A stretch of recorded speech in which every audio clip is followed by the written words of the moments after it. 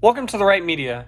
Today we'll be taking a look at several different polls, and I'll be telling you why we should not take these polls seriously and how they are misrepresenting Trump. We all know in 2016 these polls terribly misrepresented Trump in the general election and just in general, and Trump won the Electoral College by quite a bit over Hillary Clinton.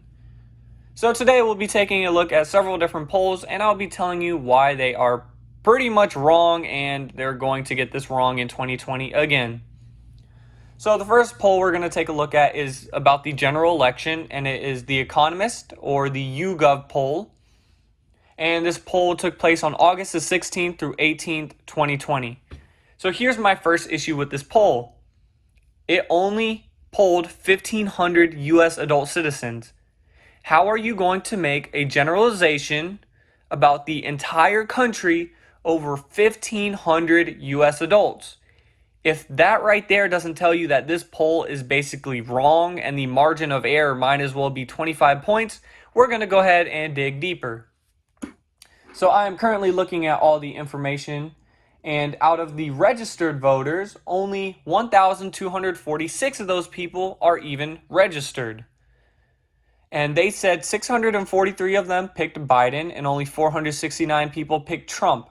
Now here, let's take a look at this. So if we look at how many people were Democrats and Republicans, here basically should immediately just tell you that this poll is incorrect. There were 554 Democrats polled and only 374 Republicans. It's like, what do you expect? Of course not. And here's the thing, there were 572 individuals. So basically, they're saying Trump almost beat Biden with less Republicans and more individuals.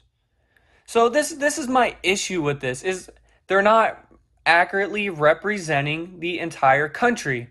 And we'll go ahead and take a look off of ideology right here. So 443 were liberals, 477 were moderates, and 439 were conservatives. It's like the information here is not lining up. It really isn't. And this is why they got the polls terribly wrong in 2016.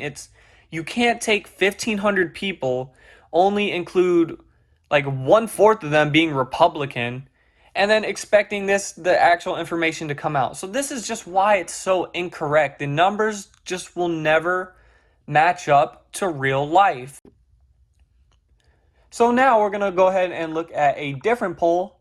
This poll was whether you approved Donald Trump's presidency, if you approved it, or if you disapprove it.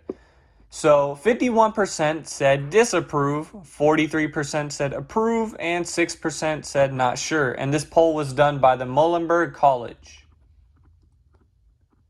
So if we take a look at more information, it says 45% of the people polled were Democrats, 38% were Republicans, and 17% were not sure, and 1% is other. So here we go again, 45% of the people being polled are Democrats. So it's not being evenly weighed. So of course, a lot of Democrats will not approve of President Trump.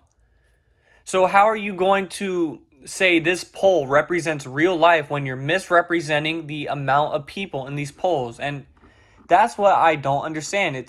You can't take these polls seriously because it's not accurately representing what real life is. And actually, they also said 49% of people for Biden and 45% of people for Trump. So they're giving Biden a 4-point lead, and there was a lot more Democrats in this poll than there were Republicans. This should really scare the Democrats because you're including a lot more Democrats, and you're including a lot of people who don't agree with Trump or who you think don't agree with Trump, and he's still almost beating Biden in these polls. So that should really scare the Democrats, and that's honestly why I wouldn't trust these polls. So I hope you guys enjoyed this video. I should have displayed some of the information on the screen. Hopefully you were able to see that, and hopefully you could come up with your own conclusion. You don't have to agree with me, and I'm okay with that, but if you guys enjoyed, go ahead and subscribe, leave a like, and I'll see you in the next video.